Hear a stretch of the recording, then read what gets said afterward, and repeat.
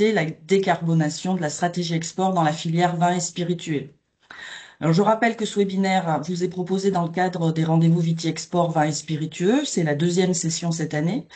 Nous l'organisons en partenariat avec vos interprofessions viticoles. Pour ceux qui ne me connaissent pas encore, je suis Catherine Machabert. J'introduis tous les webinaires dans ce cadre-là. Je donc travaille chez Haddock. Je suis responsable des marchés viticoles à la direction opérationnelle internationale. Voilà, donc les consignes habituelles hein, pour le bon déroulé du webinaire. On vous demande de couper les micros et les caméras, à part les intervenants, bien entendu. Vous pouvez poser vos questions via le chat. Elles seront relayées aux intervenants. Et si on n'a pas le temps d'y répondre, mais je pense que nous aurons le temps aujourd'hui, on le fera ultérieurement et puis individuellement. Nous vous informons que nous enregistrons la séquence, donc un replay sera disponible et ainsi que la présentation qui va être faite. Et ceci vous sera adressé par la suite. Si on revient au thème du webinaire, décarboner votre stratégie export. Donc, on sait tous hein, que le changement climatique, la transition écologique, environnementale bouleverse l'ensemble des chaînes de valeur et la filière viticole n'échappe pas à cette transformation. Et dans un secteur qui est historiquement tourné vers l'international, on sait nous en tout cas qu'en Occitanie, plus de 30% de notre production part à l'international, l'empreinte carbone liée à l'export, et notamment le transport, mais ce n'est pas que ce sujet-là, représente un levier majeur d'action. Alors, bien sûr, cela implique des contraintes, mais au-delà de ces contraintes, c'est aussi une opportunité stratégique. En fait, ça permet de se différencier sur des marchés en pleine mutation, où la performance environnementale, et vous le savez si vous êtes là aujourd'hui, devient aussi un critère de choix pour les consommateurs sur certains marchés, pour les acheteurs et pour les distributeurs. Ainsi, décarboner, c'est quand même innover, anticiper les attentes et puis renforcer votre compétitivité à l'export.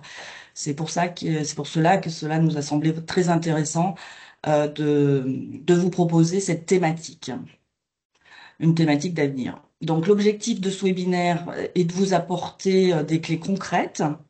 Donc comment aborder le sujet, quelles solutions existent pour réduire l'empreinte carbone de vos exportations, quel accompagnement possible, quels retours d'expérience peuvent aussi nourrir vos réflexions, vos besoins, vos attentes. Donc, nous avons le plaisir d'accueillir aujourd'hui et d'entendre Benjamin Vigneault de la société TakeCare et Clémence Fabre, du vignoble de Famille Fabre, qui partageront donc avec vous leur analyse, outils et puis les bonnes pratiques pour passer à l'action.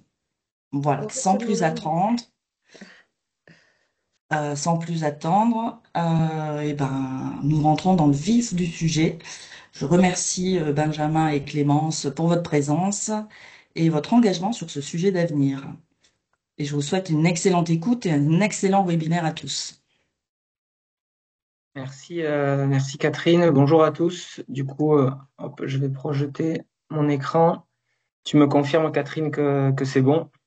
On le voit, on pourrait peut-être le mettre en plein écran. Parfait, c'est Voilà, parfait. ok, impeccable. Bonjour à tous. Ravi de partager ce webinaire avec vous.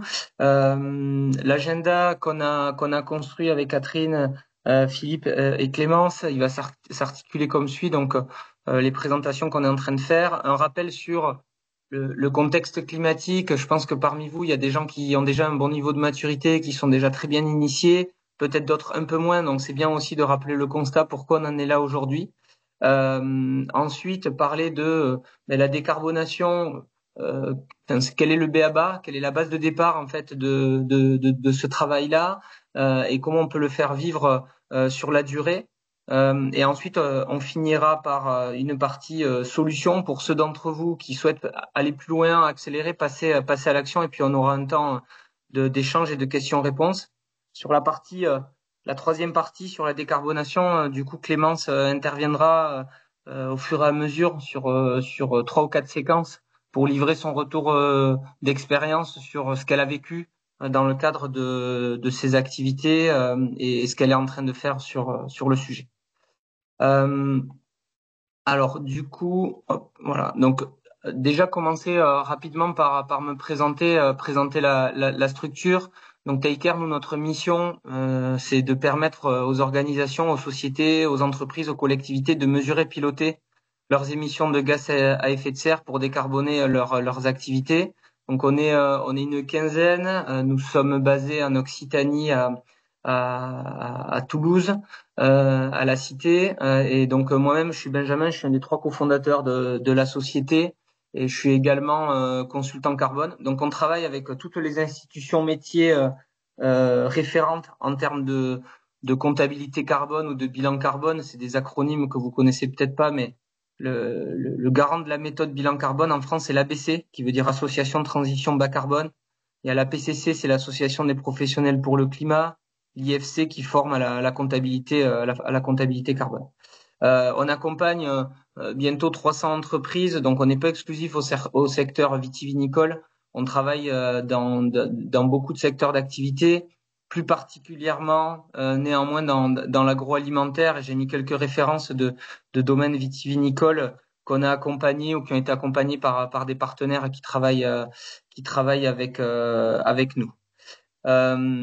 Donc Taker, c'est à la fois donc on est éditeur de logiciels puisqu'on a développé une plateforme de management carbone qui vous permet aux entreprises d'avoir un outil pour pouvoir mesurer, piloter régulièrement année après année.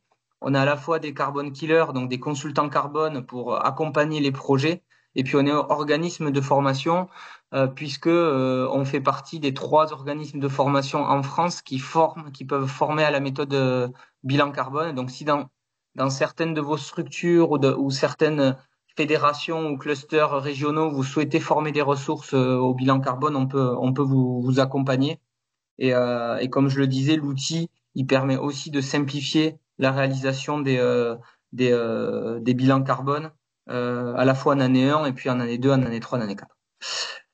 Voilà pour la présentation de Taker pour que vous sachiez qui je suis et ce qu'on fait, quel type d'entreprise on organise, on accompagne.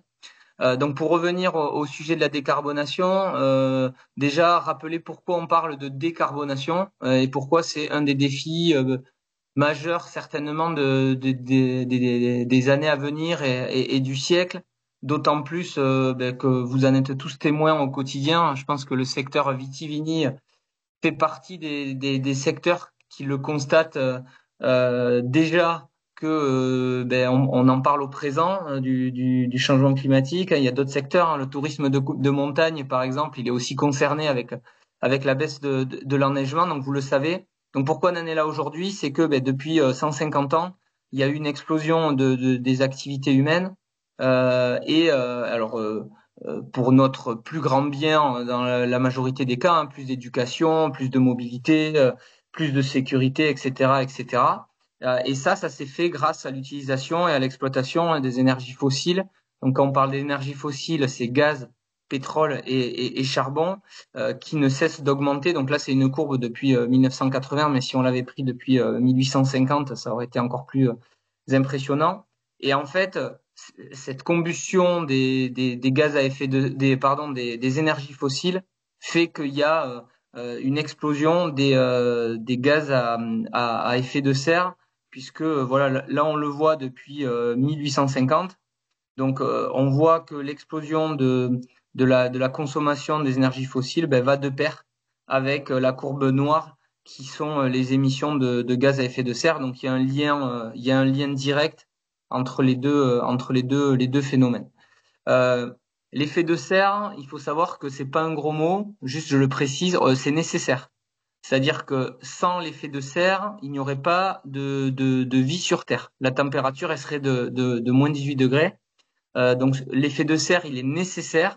La problématique qu'on rencontre, c'est que il y a des gaz à effet de serre additionnels qui sont émis. Donc là, j'ai parlé du CO2 dans la planche d'avant, pardon, avec les énergies fossiles. Il y en a d'autres. Hein. Il y a le méthane qui est lié entre autres souvent à l'élevage. Il y a le protoxyde d'azote, le N2O, qui peut être notamment lié à des engrais. Il y a des gaz fluorés, donc il y a plusieurs gaz à effet de serre. mais l'unité de référence, c'est le CO2. Voilà. Donc, on a besoin de l'effet de serre, mais le fait de générer des gaz à effet de serre additionnels fait qu'on assiste à une hausse des températures depuis plusieurs dizaines d'années. Donc la variation des températures, hein, c'est un phénomène de longue date. Hein, c'est souvent un argument qui a été évoqué de dire ah oui, mais les températures, elles ont souvent baissé, augmenté. Il y a eu des périodes glaciaires, etc. Vrai, c'est tout à fait vrai. Hein, d'ailleurs, on peut être à l'aise avec ça. Là, ce qu'on constate, c'est que par contre, depuis que on est en mesure d'estimer la température sur notre planète, en fait, on est sur une augmentation totalement sans précédent dans un temps très court. On se parle là en une cinquantaine d'années, une variation qui est sans précédent. Donc, qui nous amène finalement, qui nous amène à la situation actuelle de se dire, et là je vais juste synthétiser les dernières minutes, de dire, on a des activités humaines qui utilisent beaucoup d'énergie fossile. Alors ça, c'est très positif, comme je l'ai dit, hein, sur plein d'aspects. Mais le problème auquel on est confronté, c'est que ça génère un gaz à effet de serre additionnel qui fait qu'il y a une augmentation des températures. Et donc, c'est pour ça qu'il y a eu une alerte, en tout cas de la science, notamment avec le GIEC, qui maintenant l'a écrit en tant que tel. Ils ont mis quand même du temps à l'écrire. Il y a un lien direct entre nos activités et ces effets-là. Voilà. Donc dans ce contexte-là, donc ça c'est pour le rappeler le constat à tous. Et le pourquoi on en est là, c'est parce que il y a un constat scientifique qui fait que ça peut bouleverser les équilibres de notre société actuelle. La planète, elle a vécu sans nous avant, elle vivra peut-être sans nous après, mais ce que ça bouleverse, c'est nos équilibres de notre société à nous et potentiellement nos équilibres économiques également. Donc, il y a eu des réponses politiques. Si on refait un peu le match, il y a eu les accords de Paris en 2015 lors de la COP 21 qui finalement ont engagé tous les pays du monde à essayer de limiter la hausse des températures à 2 degrés en 2100. Donc ça, c'était il y a il y a 10 ans. En novembre, ça fera 10 ans. L'Europe a mis en place aussi le Green Deal. Et puis, il y a au niveau français, le premier gouvernement Macron a créé, donc ça faisait suite aux accords de Paris, ce qu'on appelle la SNBC, la stratégie nationale bas carbone, pour créer une feuille de route pour que la France, à horizon 2050, potentiellement soit neutre en carbone, c'est-à-dire qu'elle émette autant de gaz à effet de serre que son territoire est capable d'en capter. Pour vous donner une idée, j'ai pas mis les chiffres, mais aujourd'hui la France c'est 500 millions de tonnes de CO2. Donc l'objectif c'est de passer sous les 100 millions. Donc il faudrait diviser par 5 et puis optimiser la captation, la séquestration du CO2. Et là, le monde agricole a aussi un rôle à jouer. Après, c'est pas un sujet qu'on va forcément aborder aujourd'hui. Donc du coup, compte tenu du fait qu'il y a une réponse politique, des engagements politiques, on voit qu'on a un cadre légal qui s'intensifie. Donc ça, c'est les lois qui concernent en lien avec le climat recensées dans le monde. Et donc, elles ont explosé ces dernières années et on y est confronté et vous y êtes potentiellement confronté de plus en plus. Donc, aujourd'hui, en France, concrètement, le caractère obligatoire de faire un bilan carbone ne concerne que peu d'entreprises. Obligatoire réglementaire, hein, j'entends. Donc, en France, c'est les sociétés de plus de 500 salariés qui doivent faire ce qu'on appelle un BGS tous les 4 ans. Alors maintenant, sur les 3 scopes, donc on redéfinira la notion de scope 1, 2 et 3 juste après. Et puis, vous avez dû entendre, pour certains d'entre vous, qu'il devait y avoir la mise en application de la CSRD cette année. La CSRD, donc, c'est un cadre réglementaire européen qui concerne les entreprises de plus de 50 millions d'euros de chiffre d'affaires ou 250 salariés ou 25 millions d'actifs au bilan, enfin pour faire simple, qui est finalement décalé pour l'instant de 2 ans, qui ne concernerait plus que les entreprises de plus de 1000 salariés. Mais tout ça, c'est en cours de définition puisque je crois que c'est le 26 février, il y a eu la législation Omnibus qui a un peu redistribué les cartes sur la CSRD. peut-être que certains d'entre vous étaient concernés, ne le sont plus, mais néanmoins, c'est quelque chose qui est là. La CSRD ne concerne pas que le carbone, hein, je le précise pour ceux qui sont pas familiers. Ça concerne, c'est du reporting extra-financier, donc ça concerne plusieurs sujets environnementaux, dont le climat. Il y a la biodiversité, les ressources en eau, les pollutions, mais aussi des sujets sociaux et des sujets de gouvernance. Voilà concernant le cadre réglementaire. Néanmoins, et je pense que ça vous le constatez, c'est sûrement pour ça que vous participez aujourd'hui au webinaire, c'est que c'est un sujet qui devient stratégique pour les entreprises parce qu'il y a des obligations non pas réglementaires, mais plutôt des pressions, des facteurs de pression de vos écosystèmes, souvent de vos clients, parce que quand vous vendez à des grands donneurs d'ordre, peut-être la grande distribution pour certains, ben, du coup, ils vont vous demander des collectivités, etc. Ils demandent à leurs fournisseurs des éléments sur la décarbonation, sur le bilan carbone. C'est ce que font, ce que fait Auchan, ce que font Carrefour, etc. notamment.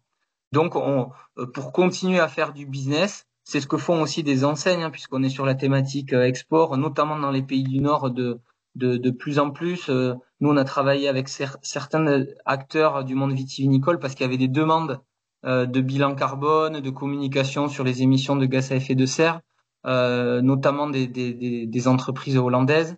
On vous le demande une fois, deux fois, c'est pas très grave, mais c'est vrai qu'à la troisième, quatrième fois, ça devient un petit peu urgent, d'autant plus si vos concurrents le font.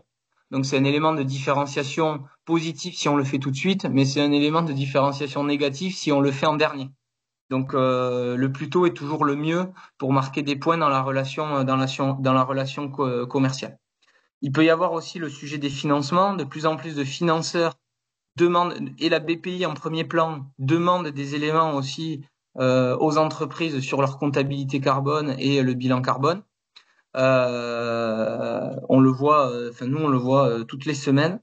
Il y a aussi des enjeux de marque employeur parce que c'est aussi un sujet pour fidéliser les talents, pour recruter des jeunes dans les entreprises. Souvent la décarbonation, il y a beaucoup de directeurs RH qui nous disent il n'y a pas un jeune salarié qui ne me pose pas la question de ce que fait mon entreprise sur le climat. Alors c'est plus ou moins vrai selon vos organisations, mais il y a aussi ce facteur de pression-là, en plus du cadre légal que j'ai évoqué, et puis à la dimension label.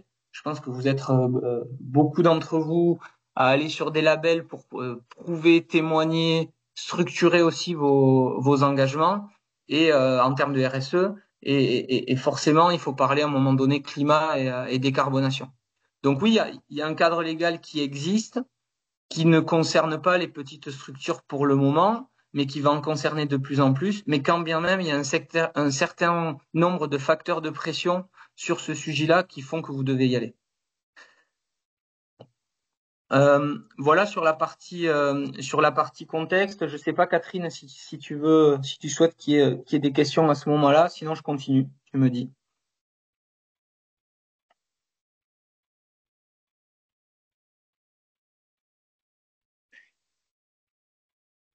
Je, oui, je vois que Franck souhaiterait que tu reprécises, Benjamin, les, les noms des acronymes BGS et CRDS. CSRD, ouais. CCRD, oui, pardon. Ouais, donc oui, tu fais bien parce que je vois pas l'écran, je vois que les slides. Oui, Donc s'il y a des questions on les prendra, t'inquiète. ouais, voilà, je les vois pas moi. Donc BGS, c'est bilan d'émissions de gaz à effet de serre, tout simplement. Il y avait un petit décalage avec le bilan carbone, c'est encore le cas d'ailleurs. Donc le BGS, c'est plus simple qu'un bilan carbone. Ça aurait pu être simple, mais ça l'est pas encore tout à fait. Le BGS, historiquement, c'était que les deux scopes, les scopes 1 et 2. Je vais en parler juste après. Assez récemment, maintenant, il faut faire les trois scopes, et sur le scope 3, on parle des émissions significatives. Donc le BGS, c'est ça, bilan d'émissions de gaz à effet de serre. Concernant la CSRD, le nom de l'acronyme c'est Reporting Sustainability Directive et le C m'a échappé. Bon, je vais le retrouver. Je vous le donnerai tout à l'heure. Le CI m'a échappé. Corporate, voilà. Corporate Sustainability Reporting Directive. Voilà pour les acronymes. Merci. Julien nous pose la question, parmi les labels que tu as indiqués, est-ce qu'il y en a certains qui, à ta connaissance, qui sont valorisés ou qui ont une image à l'international, à l'export? Alors, il y a, selon les pays, donc il y a un label américain qui existe qui s'appelle B Corp, qui est assez connu pour ceux qui ont une partie de leur business là-bas, ça a de la valeur. En Europe, il y a un label qui monte de plus en plus, c'est EcoVadis aussi. Donc c'est les deux que je citerai comme ça, qui me viennent le plus à l'esprit. Voilà, il y en a d'autres, hein. Il y en a après un peu plus en France, mais c'est un peu moins la thématique du jour. Mais que ce soit au niveau européen ou au niveau américain, c'est plutôt B Corp et EcoVadis. Très bien. Il n'y a Du pas coup, d'autres questions. Ouais, tu peux avancer, sachant qu'effectivement, pour rebondir, ce dont on se rend compte, tu l'as indiqué sur le prisme 20 et décarbonation, c'est vrai qu'il y a certains marchés et certains acteurs qui demandent les actions que vous avez engagées. Donc, tu as cité les Pays-Bas, on peut citer aussi les pays nordico-scandinaves où c'est une thématique qui revient assez fréquemment. Le Canada aussi, les monopoles d'État en premier lieu. Enfin voilà, on sent que c'est une thématique qui émerge. D'où les éléments que tu vas nous indiquer tout de suite. ouais, tout à fait, tout à fait. Mais enfin, maintenant, on le voit, hein, en France aussi, il y a des grandes vagues là d'appels aux fournisseurs pour qu'ils communiquent sur leurs émissions de gaz à effet de serre. J'ai cité notamment la grande distribution parce qu'en plus on collabore avec certains acteurs pour les aider à, à remonter les données des fournisseurs. Donc on le voit enfin, c'est un phénomène qu'on voit de plus en plus. Et c'est normal parce qu'en fait, les grands donneurs d'ordre, ils s'engagent, c'est-à-dire que ils prennent position, ils s'engagent sur une baisse des émissions à 2030, 2035, 2050. Et en fait, leurs principales émissions à eux, c'est nous, c'est vous, les fournisseurs, puisque ça vient dans le scope 3. Donc les émissions je citais Auchan, du groupe Auchan, viennent à 95% de tous leurs fournisseurs. Donc réduire 95% des émissions alors même qu'elles ne dépendent pas d'eux, forcément ça ne peut que passer par leur supply chain et leur chaîne de valeur. Donc c'est pour ça qu'ils essaient d'engager collectivement. Donc là j'ai cité la GMS parce que c'est un secteur qui vous est familier, mais c'est vrai dans l'aéronautique, c'est vrai dans l'automobile, c'est vrai dans d'autres secteurs d'activité, hein, dans le tourisme. Le tourisme par exemple doit gérer le problème de la mobilité puisque l'empreinte carbone du tourisme, c'est à 90% le touriste qui vient. Donc bon, là pose la question de la mobilité. Voilà, c'est d'autres sujets, mais tous les secteurs d'activité sont concernés de toute façon. Donc maintenant, à partir du moment où la décarbonation est stratégique, donc par où commencer? Je suis convaincu que quasiment tout le monde ici fait déjà des choses de manière plus ou moins structurée, par contre, et plus ou moins valorisée sur le sujet de la décarbonation. J'ai aucun doute. Néanmoins, pour amener un peu de structure, le départ, c'est déjà de connaître son impact sur le climat, de le connaître avec une fréquence qui soit quand même significative. Donc, on va pas, selon les tailles de structure, c'est peut-être pas pertinent de le faire tous les ans. Après, plus une structure, elle est de taille importante. En général, il y a des ressources potentiellement sur les sujets HSE, QSE, mais aussi RSE, et ça devient pertinent aussi de le faire année après année, toujours dans l'optique d'être différenciant de manière positive, d'afficher des résultats récents, d'afficher que c'est un sujet qui est en place chez vous. Donc la première des choses, c'est la mesure. La deuxième, c'est d'avoir un plan de transition avec une feuille de route. Et puis ensuite, c'est le passage à l'action, sachant que on est aussi sur une boucle rétroactive, puisque voilà, on passe à l'action, mais on va devoir remesurer, réajuster son plan de transition et sa feuille de route. En fait, à terme, on va le piloter comme un budget financier ou comme un plan de développement où on va venir remesurer et réajuster la stratégie et passer à l'action. Donc la séquence, elle va donc être découpée sur ces trois enjeux-là, la mesure, la stratégie et le passage à l'action. Et donc Clémence, elle interviendra pour parler de son expérience au fur et à mesure. Donc, concernant la mesure, déjà, la méthode de référence qui existe en France, c'est le bilan carbone, qui est compatible avec le GHG, j'aurais pu le rajouter en haut, qui est souvent ce qui est demandé au niveau européen et international. Donc, quand vous faites un bilan carbone, et je vais expliquer ce qu'est un bilan carbone parce qu'on est en France, donc l'accompagnement et bilan carbone, c'est compatible avec la méthode GHG, et c'est celle-là qui vous sera demandée, ça pose aucun problème, dans le cadre des échanges internationaux, que ce soit vers les US ou vers d'autres pays européens. Donc déjà, quand on fait un bilan carbone, il y a un petit R, ça veut dire que c'est une marque déposée, et il faut respecter une méthode. Si on ne respecte pas cette méthode, on n'a pas le droit d'appeler ça un bilan carbone. Clairement, on peut appeler ça une empreinte carbone, on l'appelle comme on veut, comme vous voulez, mais on ne peut pas appeler ça un bilan carbone. Donc, quand on fait un bilan carbone, c'est qu'on respecte donc une méthode qui consiste finalement à mesurer l'intégralité des émissions de gaz à effet de serre liées à vos activités. Voilà.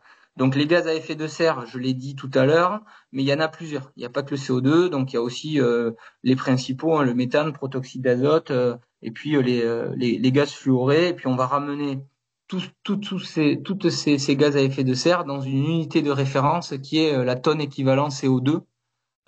C'est comme ça qu'on va fonctionner. Quand on parle de toutes les émissions liées à vos activités, c'est là qu'intervient la dimension de scope. Donc là, j'ai pris ce visuel-là. Dans la notion de scope, on parle du scope 1. Donc le scope 1, c'est comme si on mettait votre organisation sous cloche et qu'on mesure les gaz à effet de serre qui sont émis directement, donc c'est ce qu'on appelle aussi les émissions directes, par votre organisation. Donc là, on va trouver, et j'ai mis après une autre planche qui est plus liée après au secteur vitivini. Donc on va retrouver potentiellement les fuites de clim. On va retrouver l'énergie qui est utilisée s'il y en a sur vos sites.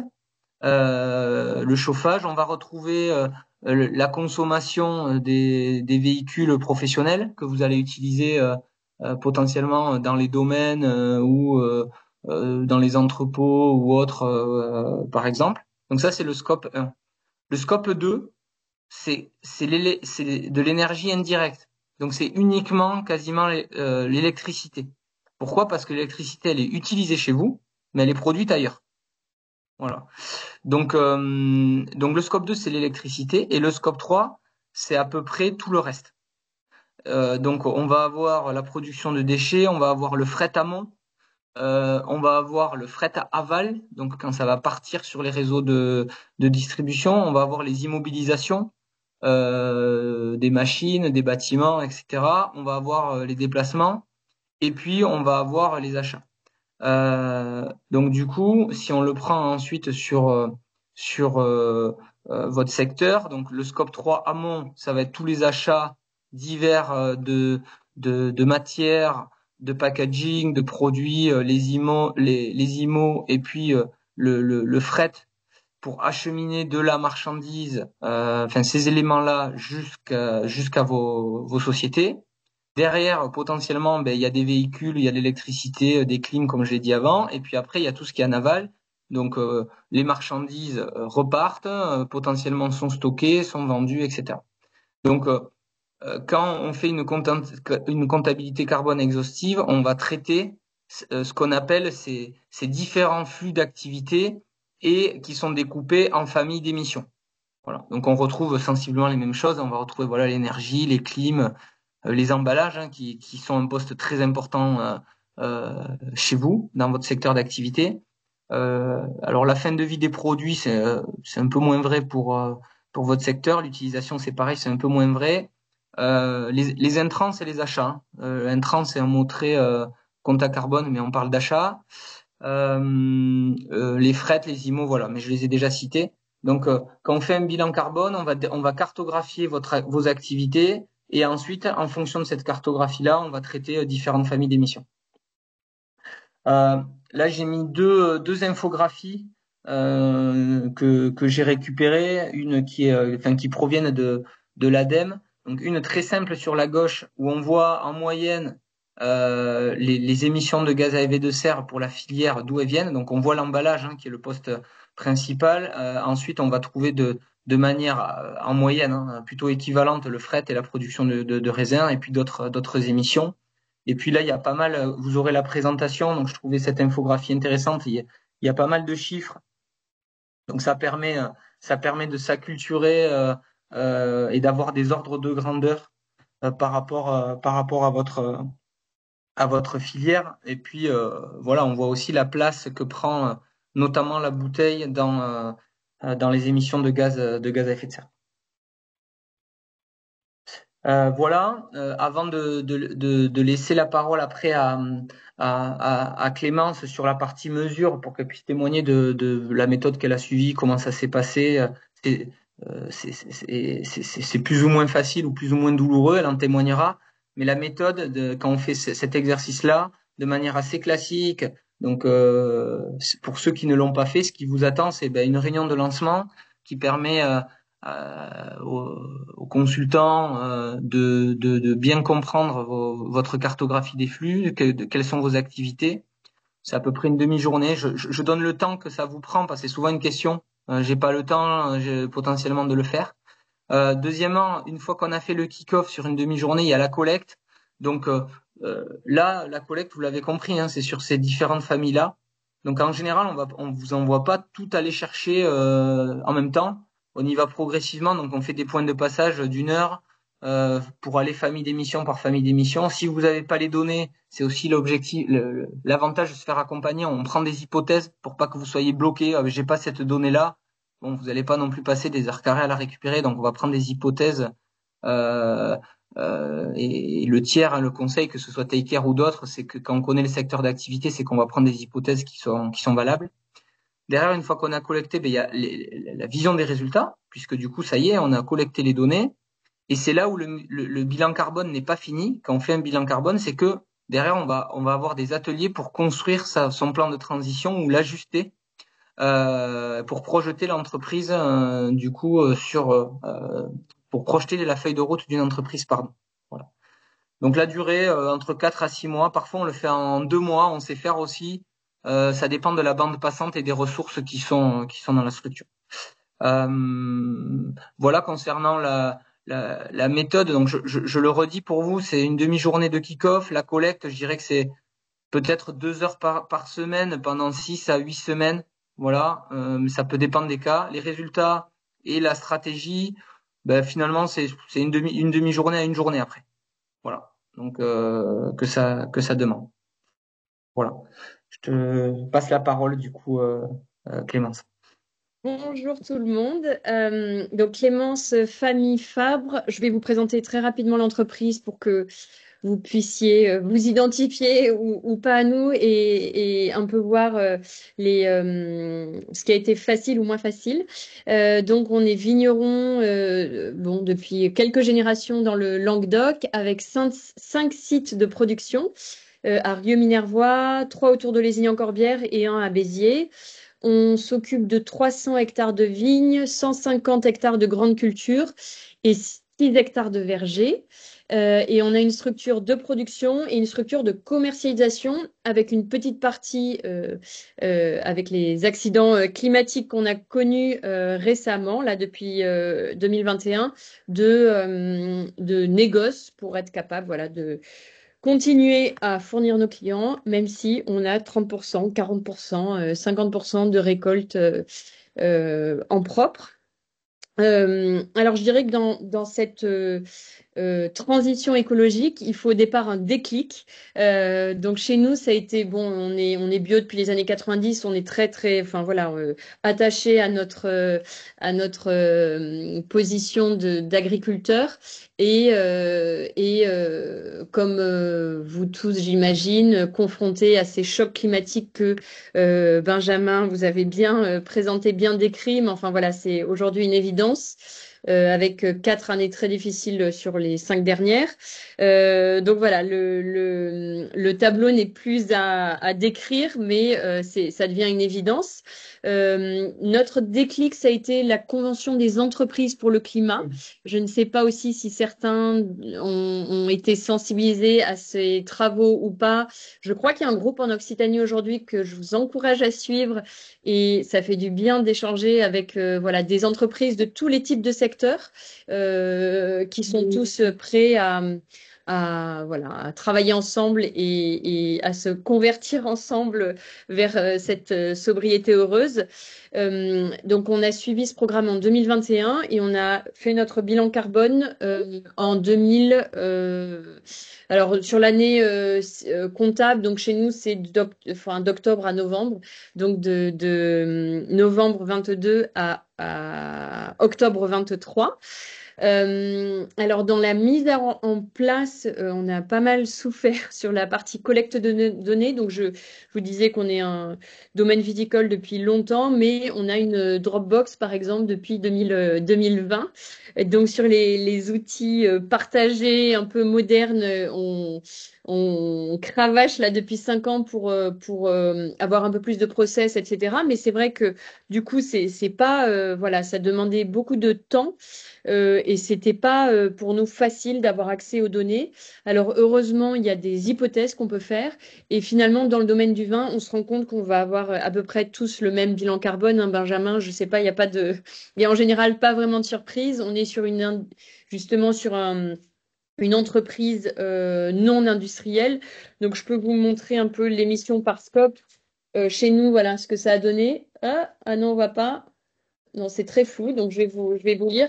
Le scope 3, c'est-à-dire toutes les activités en amont et en aval, représentent 94% de nos émissions.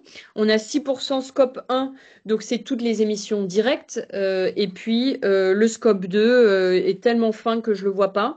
Ça représente les émissions indirectes liées à l'énergie, dont Benjamin parlait tout à l'heure, c'est-à-dire par exemple la consommation d'électricité.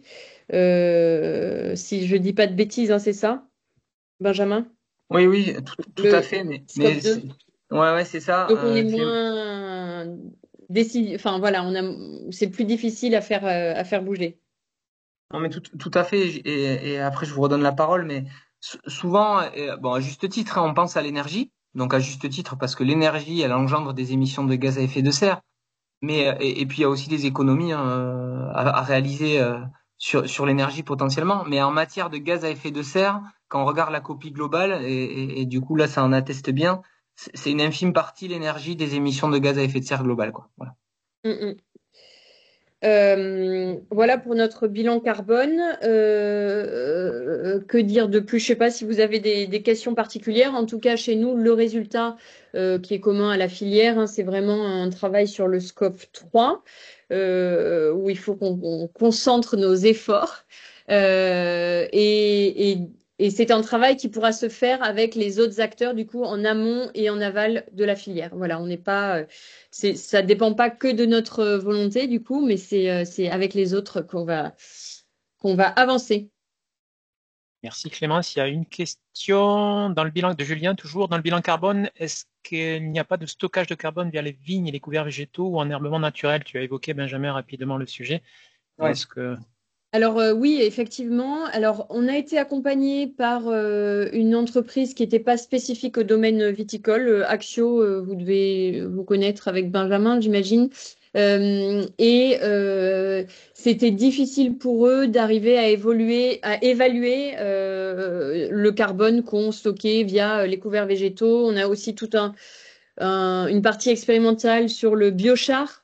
Donc on enterre du charbon végétal pour mieux gérer le manque d'eau chez nous. Bon, tout ça existe. Après, enfin voilà, c'était compliqué d'arriver à l'évaluer pour l'intégrer à notre bilan carbone. Et je pense que ce sont aussi des valeurs qui sont dérisoires peut-être par rapport aux émissions liées à nos achats de bouteilles. J'ai oublié de préciser qu'on faisait 1,5 million bouteilles à peu près par an. Donc, je crois qu'il y a des arbitrages à faire. L'idée de cette mesure, c'est surtout de voir, voilà, dans les grandes lignes, où est-ce qu'on peut agir. Donc, effectivement, on œuvre au domaine sur cette séquestration de carbone. Je sais qu'il y a des groupes de travaux aussi qui essayent de lui donner une valeur pour que nous, vignerons aussi, on arrive à être rémunérés en compensation de ce travail. Voilà, pour l'instant, au domaine en tout cas, on le fait sans en voir forcément de valeur concrète. Merci. Et question de ma part, là, vous disiez 4-6 mois pour réaliser le premier bilan carbone. Pour les phases d'actualisation, c'est quoi la récurrence et le temps que vous passez, qui j'imagine sera un petit peu plus court de facto? Oui. Alors, je peux préciser qu'on a eu plusieurs réunions de démarrage au domaine. Ça a été vraiment dur de s'y mettre parce que forcément, il y a toujours beaucoup d'urgence et le bilan carbone, bon, ben, voilà, il passe toujours après. Donc, on a eu plusieurs réunions de démarrage dont vous parliez, Benjamin. Et après, ça a été assez long. Heureusement, on avait une personne en interne très rigoureuse qui s'est bien tenue aux réunions régulières et je dirais que ça a pris quand même ouais, 4 bons mois, 4-6 mois chez nous. ouais, du coup, on est dans la fourchette. En effet, en année 2, c'est beaucoup plus rapide parce que déjà, la personne. Alors, si c'est la même personne dans l'entreprise qui porte à nouveau le projet, elle est montée en compétence, elle découvre pas, elle sait où sont les données. Potentiellement, en plus, ça a pas beaucoup évolué. Donc, si on est sur une année similaire, franchement, on n'a pas à refaire tout le travail. S'il y a rien qui a changé, c'est important de changer quand il y a des gros changements d'activité ou des évolutions de périmètre de chiffre d'affaires pour X ou Y raison. Donc ça prend beaucoup moins de temps. Moi je dirais que comme ça, s'il fallait donner un chiffre, je dirais que ça prend 2 fois moins de temps. Et puis il y a aussi l'option de se former. Je l'ai dit tout à l'heure, hein, mais à la méthode bilan carbone, c'est pas très long de se former. S'il y a une personne chez vous qui est sur les sujets QSE, HSE, c'est une nouvelle compétence. Hein. Maintenant, ça va faire partie de sa fiche de poste. Et de se former, c'est la formation, la méthode, c'est 15 heures de e-learning. Donc, il y a un accès e-learning. Ça peut être fait en une semaine ou en 3 mois. Et ensuite, c'est une journée en visio, pardon. Donc, finalement, c'est 15 heures plus une journée, 7 heures, c'est 22 heures. Et la personne, elle est autonome et elle est habilitée à réaliser le bilan carbone. Et ça, le coût, c'est 1150 euros. Et en général, c'est pris en charge par les OPCO. Voilà, donc ça, c'est pour répondre quand même, Philippe, au fait que ça va 2 fois plus vite. Et puis aussi, en termes de coût, on peut réussir à l'internaliser et à ce que ce soit sur la fiche de poste d'une ressource. Très clair, merci.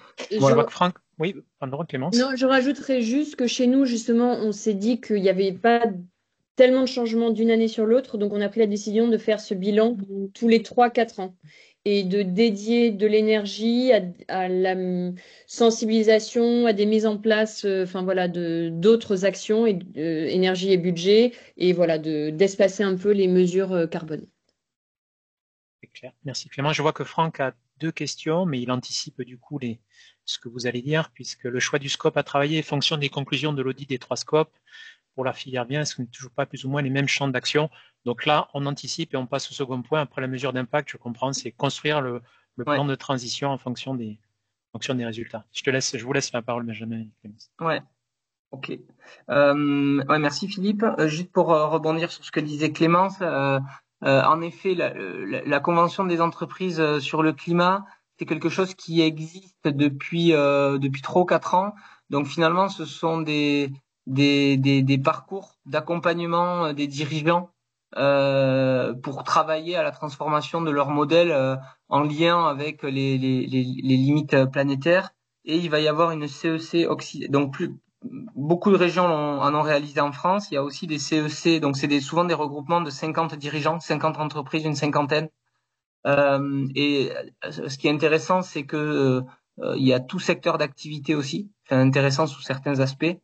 Et on se rend compte que dans tous les secteurs d'activité, des dirigeants partagent les mêmes problématiques. Il y en a aussi des sectoriels. Donc, il y en a une agroalimentaire, je crois, qui avait vu le jour l'an dernier. Et il y en a une qui va se lancer donc en Occitanie, en fin d'année ou en début d'année. Donc, peut-être qu'il peut y avoir des volontaires parmi vous.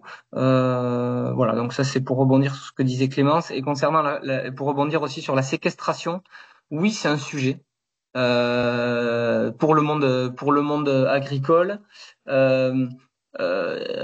Oui, quand on fait un bilan carbone, on peut estimer le potentiel de captation-séquestration de votre foncier, que ce soit de la prairie, de la forêt, de la vigne en l'occurrence. Et donc, c'est quelque chose que vous pouvez faire, que vous pouvez valoriser, potentiellement aussi qui peut être un modèle de revenu. Il y a des travaux en ce sens-là parce que il y a enfin voilà, on parle de compensation carbone ou de contribution carbone. Donc il y a des entreprises et de plus en plus qui investissent dans des projets de compensation de contribution carbone qui peuvent et qui pourraient, et je l'espère aussi d'ailleurs à titre personnel, mais bénéficier au monde agricole. Donc oui, ça vous pouvez le faire. Choisissez quelqu'un si vous faites un bilan carbone qui peut aussi faire ça. Donc ça, on le fait nous également, c'est-à-dire calculer ce potentiel-là et après potentiellement le valoriser économiquement. Voilà, voilà pour juste pour la séquestration. Deuxième sujet, c'est sur, en effet, tu le disais Philippe, sur le plan de transition. Donc là, on a parlé de la mesure concernant la feuille de route et la trajectoire de décarbonation. Qu'est-ce que ça veut dire? Donc plusieurs bullet points ici, c'est déjà c'est de lister des actions potentielles. Donc il y a déjà souvent des choses qui sont déjà faites. L'objectif dans la construction d'un plan de transition, c'est que vous allez communiquer après, hein, c'est toujours pareil, hein, à tous vos clients, notamment à l'étranger, ça va être de se poser la question, de projeter l'entreprise dans un monde bas carbone et se dire qu'est-ce qu'on pourrait faire dans un horizon de temps non défini, hein, forcément au départ, pour nous aussi décarboner nos activités. Donc ça c'est l'avantage de faire des ateliers, si possible avec plusieurs personnes dans la structure, pour que ce soit représentatif. Derrière, il y a un travail qui est important, ça va être de valoriser les gains carbone. Donc là, souvent, là le travail d'un consultant, il a beaucoup de valeur parce que souvent c'est vous qui avez les bonnes idées, hein, c'est pas le consultant pour pouvoir décarboner, mais par contre pour les chiffrer, ça demande un petit travail de mise, un petit travail de calcul et de modélisation, pardon, pour pouvoir dire telle action, elle va pouvoir me permettre de gagner tant de tonnes de CO2. Derrière, il y a aussi la notion d'investissement. Ça, c'est de plus en plus important parce que je pense que depuis quelques années, il y a beaucoup d'entreprises qui ont dit, et c'est déjà très bien, hein, mais qui ont dit on va décarboner de 25%. Parce que il y a ces actions-là, on va les mettre en place, mais finalement qui sont pas encore allés au bout du geste en allant calculer potentiellement les investissements nécessaires en termes de capex, d'opex pour y arriver. Donc idéalement, il faudrait associer une trajectoire de décarbonation à un budget et à un montant d'investissement qui serait nécessaire sur X années. Et à partir de là, on peut vraiment prioriser les actions.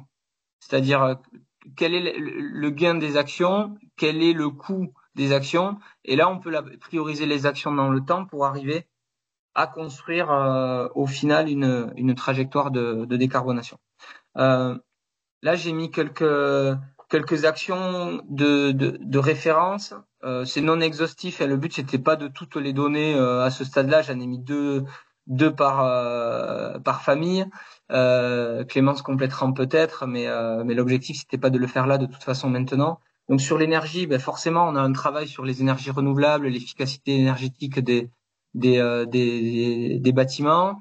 Sur le hors énergie, donc il y a un travail aussi sur l'isolation des bâtiments, parce que dans la famille hors énergie, on retrouve les climatisations aussi. Donc quand on va travailler l'isolation, du coup on va pouvoir réduire à ce niveau-là.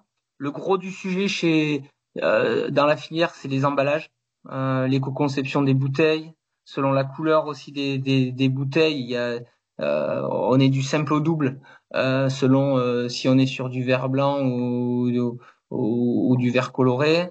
Il y a l'impact des bouchons. Donc le travail d'éco-conception sur l'emballage, il est important. Il y a les déchets sur derrière tous les chutes d'intrants et la valorisation des déchets, la réduction des volumes de déchets, les déplacements. Donc ça peut être des plans de mobilité en interne, des engagements qui sont pris en interne sur les déplacements domicile-travail ou sur les déplacements professionnels. Mais bon, ça pèse moins de 5%, hein, donc on n'est pas sur le principal.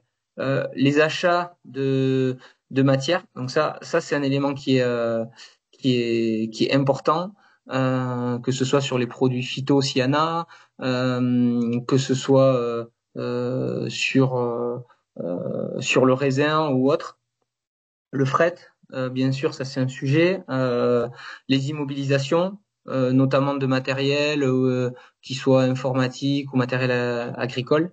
Et puis les achats de services. Donc voilà, là c'était pour citer quelques actions et du coup peut-être à ce stade-là, je reviendrai en arrière, mais je peux vous donner la parole, Clémence, si vous souhaitez témoigner de ce que vous avez, ce sur quoi vous avez réfléchi et peut-être sur des choses qui ont été mises en œuvre. Oui, alors la liste est longue et pas exhaustive. C'est vrai qu'on a énormément de leviers et voilà, on intègre aussi beaucoup de métiers. Donc concrètement chez nous, les déchets, ça fait partie. Alors je dirais qu'on a commencé par forcément les leviers qui coûtaient pas trop cher. Donc les déchets, ça en fait partie. Trier de façon responsable, trouver des partenariats avec des entreprises locales, c'est facile. Ça demande voilà un peu d'énergie au départ, mais ça s'est mis en place très facilement chez nous. On a notamment les recyclades, MP2 Environnement pour ceux qui sont autour de Lézignan, qui récupèrent à peu près tout. Le plastique qui redevient du plastique, le papier redevient du papier aussi dans une papeterie française. Les verres, bouchons, enfin voilà, il y a une seconde vie pour à peu près tous les déchets créés dans un domaine viticole. L'énergie, effectivement, l'isolation, voilà, ça fait partie des choses qu'on prend vraiment en compte dans nos nouveaux chantiers. L'éco-conception, souvent on remarque que il y a beaucoup de freins enfin voilà dans nos têtes je dirais donc voilà c'est plutôt des batailles en interne avec les équipes commerciales qui imaginent qu'une bouteille très lourde ça c'est important pour montrer qu'on produit des vins de très bonne qualité. En fait on remarque que sur une gamme on a changé de modèle de bouteille, on est passé de la sommelière que certains connaissent peut-être à une bouteille qui s'appelle la conique. Eh bien on a eu 0 retour consommateur, c'est passé voilà complètement inaperçu et pourtant on a gagné 300 grammes par bouteille, donc ça compte.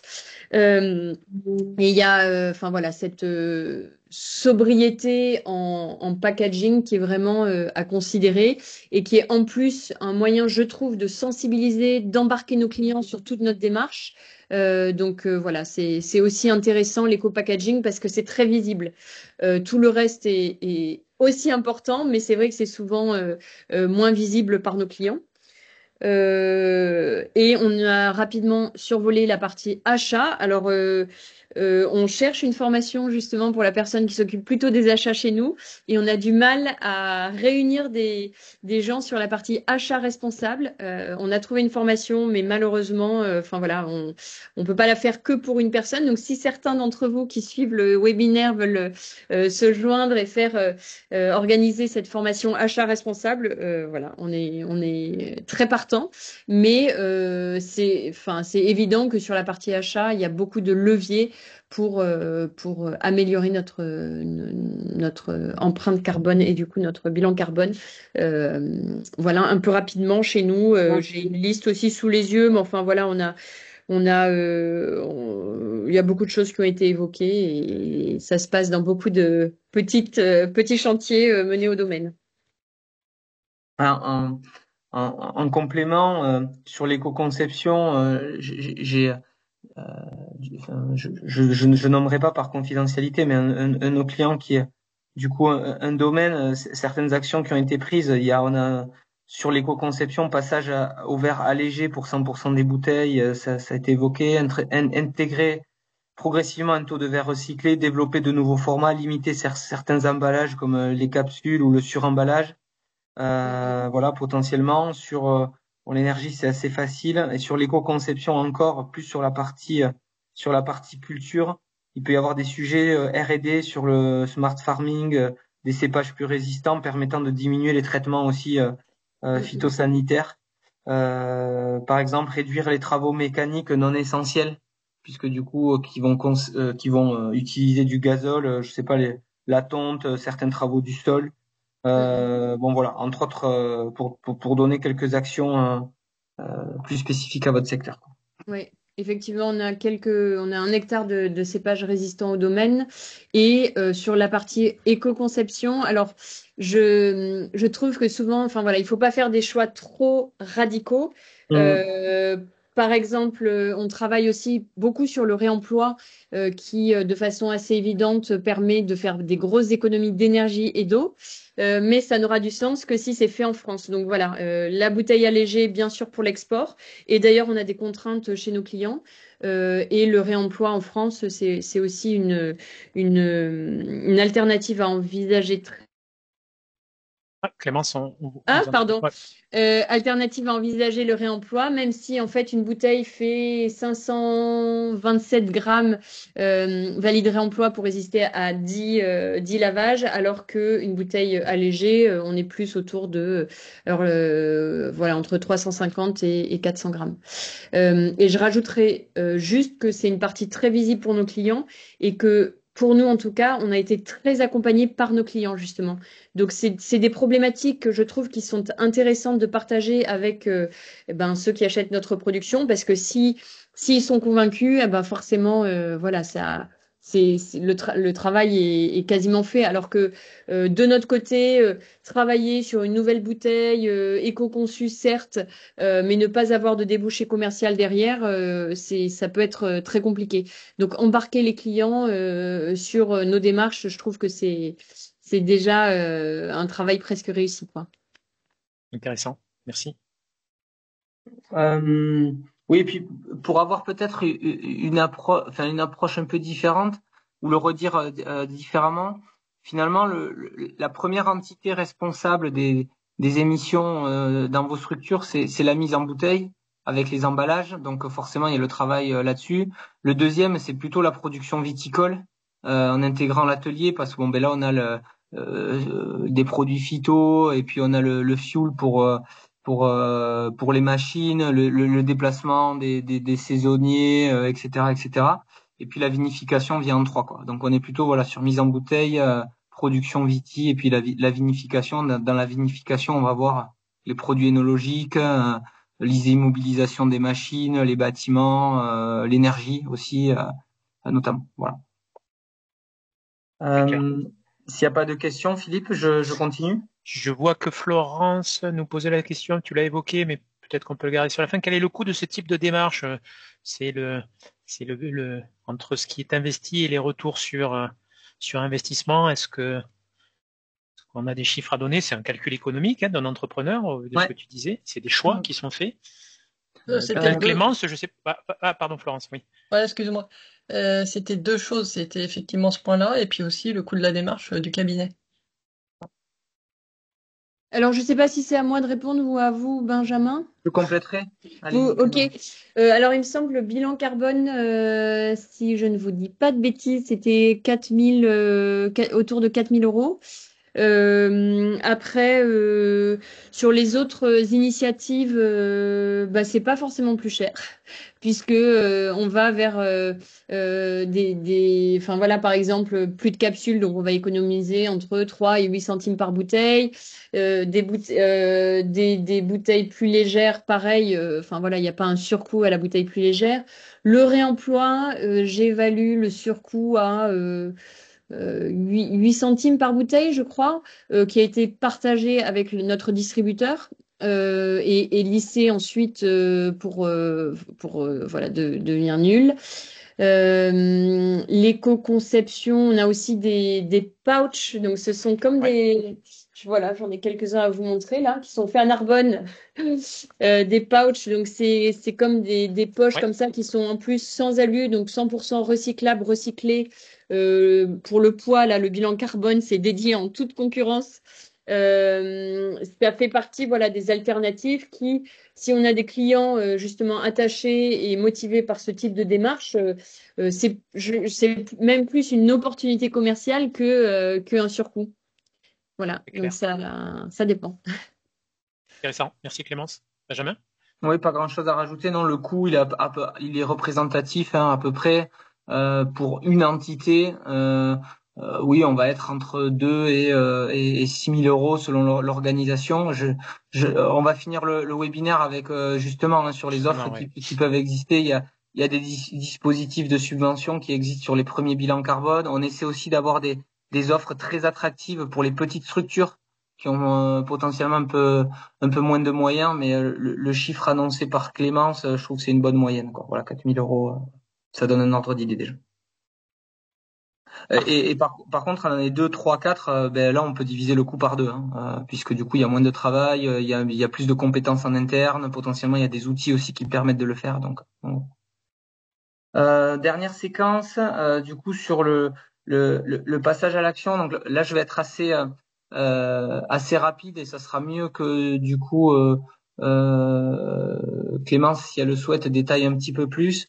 De manière globale, souvent, en fait, déjà à ce stade-là, et c'est le cas, on se dit, OK, on a fait un bilan carbone, je peux le communiquer à mes parties prenantes. Donc déjà, ça a de la valeur. Alors, c'est pas forcément facile à chiffrer en ROI, c'était la question d'avant, mais je sais répondre à un financeur, donc ça me permet d'obtenir un investissement, ça me permet d'avoir un label que je peux afficher, ça me permet de répondre à mes donneurs d'ordre. Donc, c'est bien, je l'ai fait.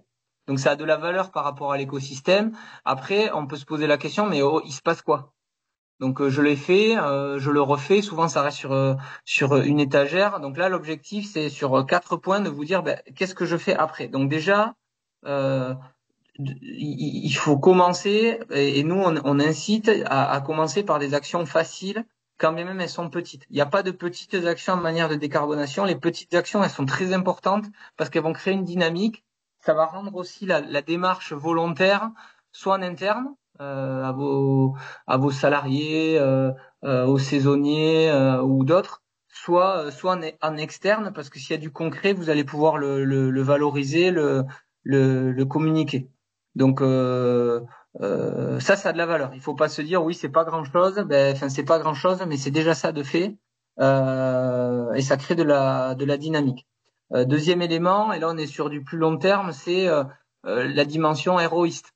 Donc Clémence a donné des exemples juste avant, de se dire ok, là je suis convaincu, il y a un intérêt, et donc là c'est d'associer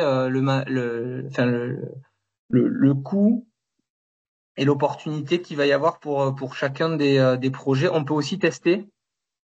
C'est intéressant de tester peut-être, si on parle beaucoup de l'emballage, sur un format, une gamme, de voir le ROI qui peut être généré par l'action. On peut aussi tester sur du fret. Quand on cherche du fret peut-être un peu plus décarboné, on peut tester sur d'autres éléments pour valider le ROI avant de le déployer. Un autre élément, c'est vu qu'on est sur le scope 3, et je pense que tout le monde l'a compris, hein, le scope 3, c'est plutôt tout ce qui est en amont et en aval, c'est de travailler avec ses fournisseurs pour se mettre dans un temps long et pour qu'ils puissent eux aussi améliorer année après année. Il leur faut du temps aussi pour entrer en transition, mais construire quelque chose et ne pas hésiter à prendre la parole avec ses fournisseurs, en laissant le temps aussi, enfin, libre à vous de le faire comme vous souhaitez, mais d'expliquer que pour vous, c'est un élément qui est important, qui fait partie de votre stratégie, non pas des 6 prochains mois, mais peut-être à minima des 6 prochaines années ou à long terme, et que pour continuer à travailler ensemble, c'est un nouveau facteur qui dans l'équation, un nouveau paramètre dans l'équation qu'il faut prendre en compte, et donc les inviter aussi à vous aider à le faire. Et puis le dernier élément, c'est de rentrer en mode pilotage pour le faire avec une fréquence plus ou moins régulière et pour que ça prenne une nouvelle dimension. Donc Clémence parlait en effet de 3-4 ans parce qu'il n'y avait pas forcément de changement de périmètre. Justement, s'il n'y a pas de changement de périmètre, ça peut être fait aussi assez rapidement, chaque année, puisqu'il n'y a pas grand-chose qui change. Mais en tout cas, d'inscrire plusieurs points de passage. Donc voilà, les éléments de manière macro, sont plutôt ceux-là, de se dire, il n'y a pas de petites actions, je crée une dynamique, je me pose la question, je teste des choses et je teste le marché, parce que le ROI, il est souvent là. Est-ce que je vais vendre plus au final ou quel type d'économie je vais faire. Voilà.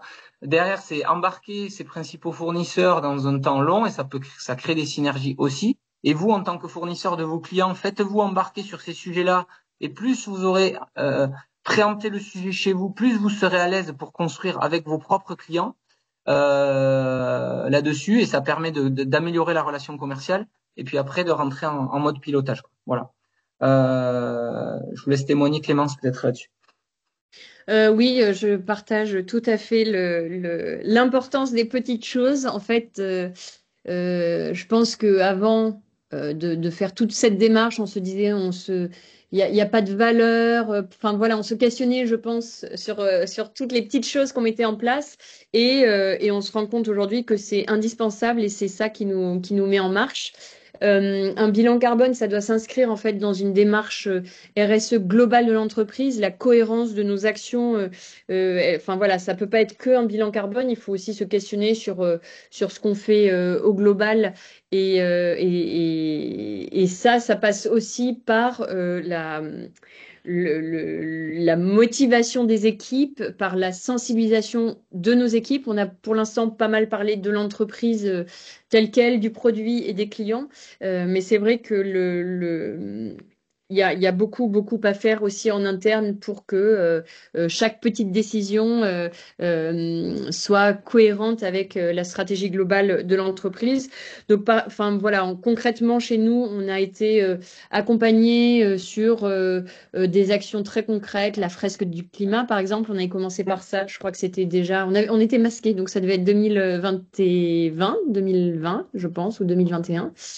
On a été accompagné sur alors on voulait faire un atelier bas carbone. C'était un peu hors budget pour nous, donc on avait fait l'atelier 2 tonnes pour un peu individuellement voir comment on pouvait, avec l'alimentation, avec l'habitat, enfin voilà, il y a des tas de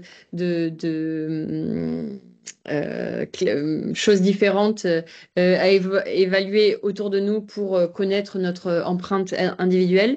Pour ça, très concrètement, c'est Roxane de la Belle Transition, labelletransition.fr, qui est près de Carcassonne, donc qui peut très facilement intervenir aussi sur vos entreprises avec des ateliers très très ludiques, vraiment faciles. La fresque du climat, on avait été les premiers, enfin voilà, surpris de voir à quel point la mayonnaise prenait et à quel point certains salariés qui sont pas forcément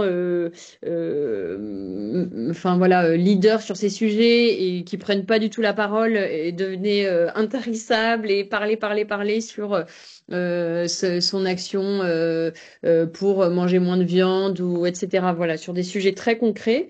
Donc sensibiliser aussi nos équipes, voilà, ça commence par là. Et puis je sais plus quels étaient les petits points d'après Benjamin, mais construire avec sa supply chain et piloter la stratégie, voilà, je l'ai évoqué rapidement, mais c'est un tout et je partage vraiment il n'y a pas de petites actions, c'est vraiment partout qu'il faut agir.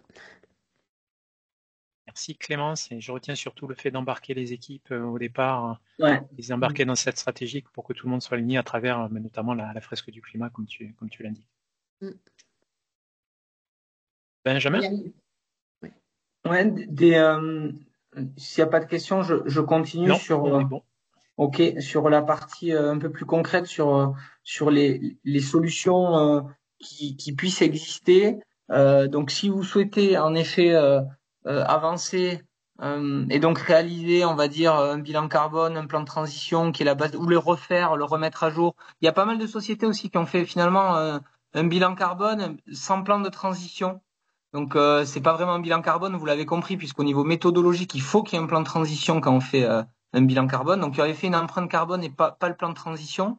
Donc, là, l'objectif, c'est de vous donner quelques possibilités. Je vais commencer par la deuxième, je reviendrai là-dessus. Donc déjà, je commence par la numéro 2, c'est peut-être plus logique comme ça. Il y a un dispositif de financement qui existe pour réaliser les bilans carbone. Il s'appelle le DIAC Décarbone Action. Il est proposé conjointement par la BPI et par l'ADEME. Il s'adresse aux entreprises j'ai pas mis, donc c'est les entreprises de moins de 500 salariés pour leur premier bilan carbone. Ça tombe bien. Voilà. Donc là, c'est quand même la Rolls du bilan carbone parce que forcément, c'est l'ADEME qui le subventionne avec la BPI. Donc on est dans le respect stricto sensu de la méthode. On retrouve les différentes étapes que je vous ai mentionnées. On est sur 12 jours consultants. C'est un projet qui coûte 10 000 euros, qui est subventionné à hauteur de 4 000 euros. Donc il y a un reste à charge de 6 000 euros pour 12 jours consultants. Et là, vous êtes au maximum accompagné. Donc ça, c'est un produit qui existe depuis 2 ans, qui va encore exister. Certains d'entre vous peut-être en ont déjà bénéficié, mais pour ceux dont c'est pas encore le cas, vous pouvez vous appuyer là-dessus. Ce qu'on voit, c'est que 6 000 euros pour des structures, déjà c'est un coût pour tout le monde, malgré tout, même si c'est subventionné, mais pour des structures plus petites, c'est un coût parfois qui devient inaccessible. Donc, on a aussi monté, donc ça c'est une initiative Take Care, des promos décarbonation, où on va essayer collectivement en fait de rassembler des acteurs. Ça peut être porté d'ailleurs par un cluster ou différentes fédérations métiers auxquelles vous adhérez, mais de créer des collectifs de 5 à 10 entreprises où on va faire une empreinte carbone. Donc là, on va s'affranchir un peu de la méthode bilan carbone pour pouvoir alléger l'exercice et pour pouvoir réduire le coût. Vous le voyez en bas à droite, le coût, on arrive à tomber même sur des coûts qui sont plus potentiellement, en tout cas, acceptables. Et encore, ça dépend des structures, des années, etc. par les plus petites structures. Et on va faire un parcours avec un lancement collectif, une phase de collecte et de restitution et de plan d'action plus ou moins individuel pour que, au bout du bout, il y ait des livrables, une synthèse communicante et que vous soyez en mesure de répondre à vos parties prenantes. Donc ça, on l'a déjà fait, notamment dans les clusters du secteur agro, avec l'AREA Occitanie. On a fait 2 promos de 10 structures. Voilà. Donc ça, c'est possible aussi. Et je souligne que vous êtes certifié Calliope, donc le coût de cette formation peut être intégré aussi. Oui, tout à fait. Tout à fait. Et ensuite, le troisième élément que je voulais partager avec vous, c'est le dispositif ACT. Alors là, autant le DIAC, ça s'adresse aux structures dont c'est le premier. Les promos décarbo, c'est plutôt pour les structures de plus petite taille. Oui. Et ensuite, ACT, en revanche, c'est plutôt pour les structures d'une taille, qui ont déjà fait un bilan carbone. Donc là, il y a un niveau de maturité qui est plus avancé. Et puis des structures qui sont déjà organisées dans le sens où il y a un comité de direction qui est partie prenante du projet et qui a un coordinateur dans l'entreprise qui doit être formé. Voilà, donc déjà ça élimine un certain nombre d'entreprises qui sont pas concernées. Et en fait, ACT, ça consiste en quoi? C'est comment j'intègre ma stratégie climat, ma stratégie globale de l'entreprise. Donc c'est une méthode qui a été construite par l'ADEME, qui est suivie. Le consultant doit être formé à cette méthode-là. Et on est sur un coût de 30 000 euros sur 12-18 mois, mais qui sont subventionnés à hauteur de 50 à 80%. Donc on a des structures qu'on accompagne, ça leur coûte 5 000 euros.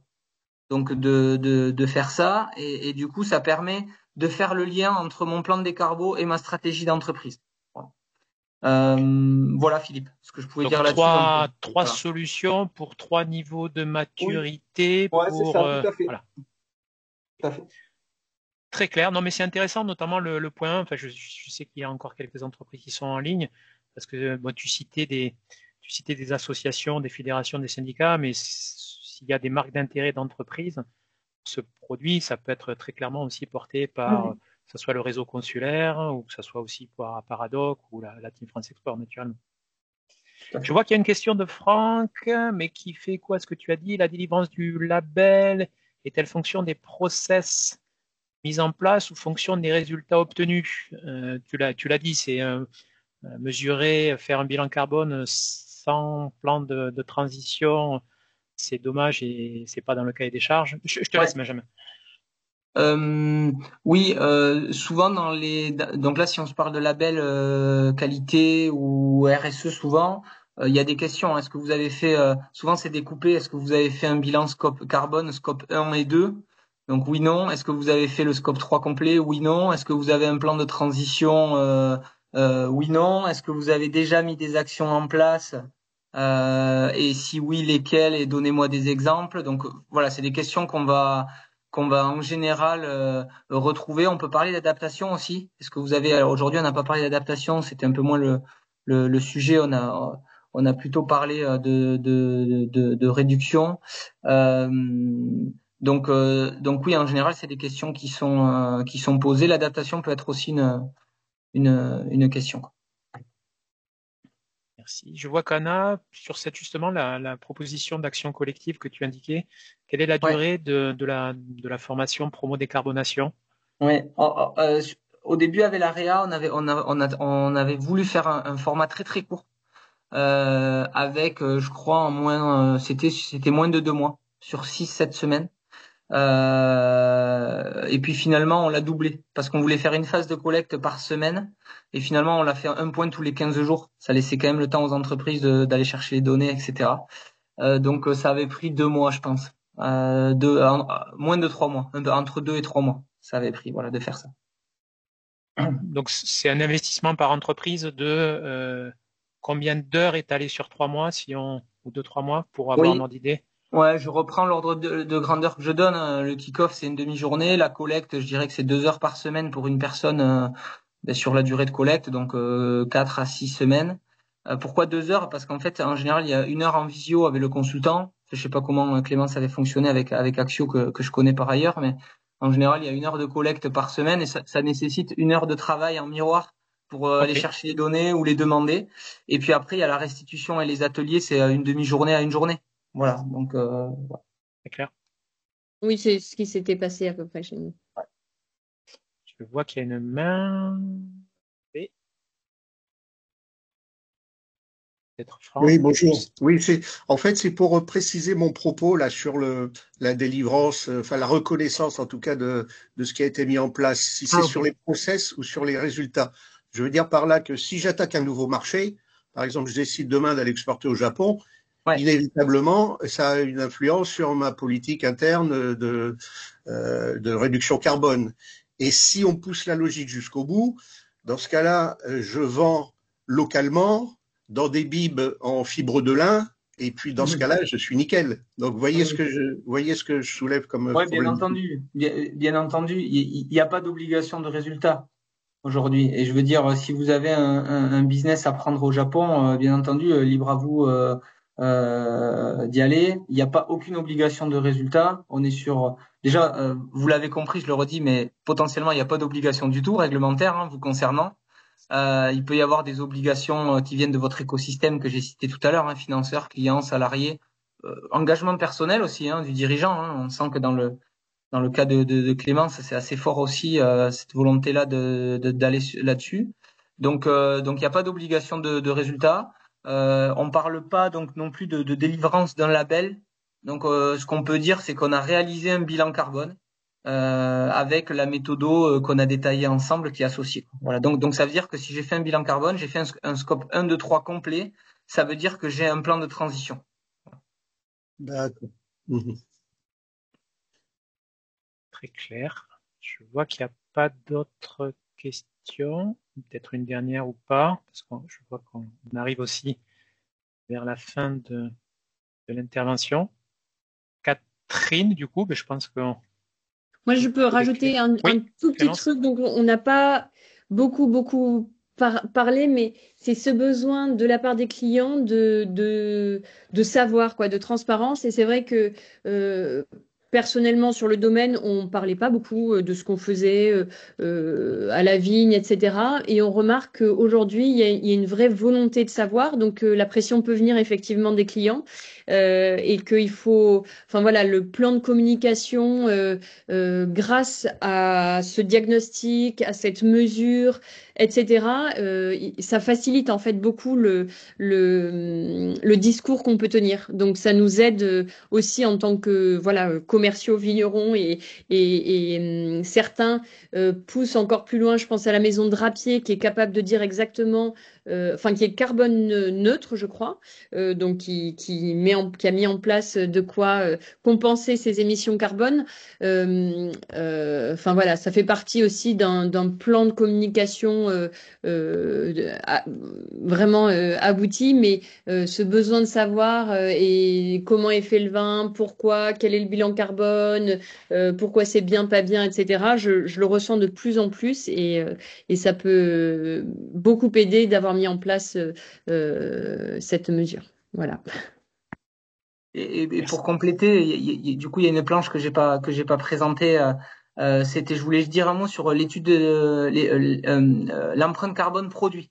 Ça peut être peut-être aussi pertinent d'aller faire l'empreinte carbone d'un de vos produits, alors si possible un des 20-80, parce que encore une fois, c'est une manière de se différencier positivement et c'est de dire, ben, ce produit-là, cette bouteille-là, voilà l'impact carbone de cette bouteille-là. Donc c'est pas très compliqué à faire. Une fois qu'on a fait le bilan carbone, on a déjà toutes les données. Ça demande juste un peu de recalcul, mais ça peut être aussi pertinent à terme sur votre catalogue d'avoir cette donnée à la référence aussi. Voilà. Exactement, et c'est très concret et c'est l'histoire qu'on peut raconter aussi et les mesures qu'on met en place qui vont donner de la valeur, quoi. Ouais. Merci Clémence, merci Benjamin. À nouveau, Catherine, le mot de la fin? Oui, le mot de la transition.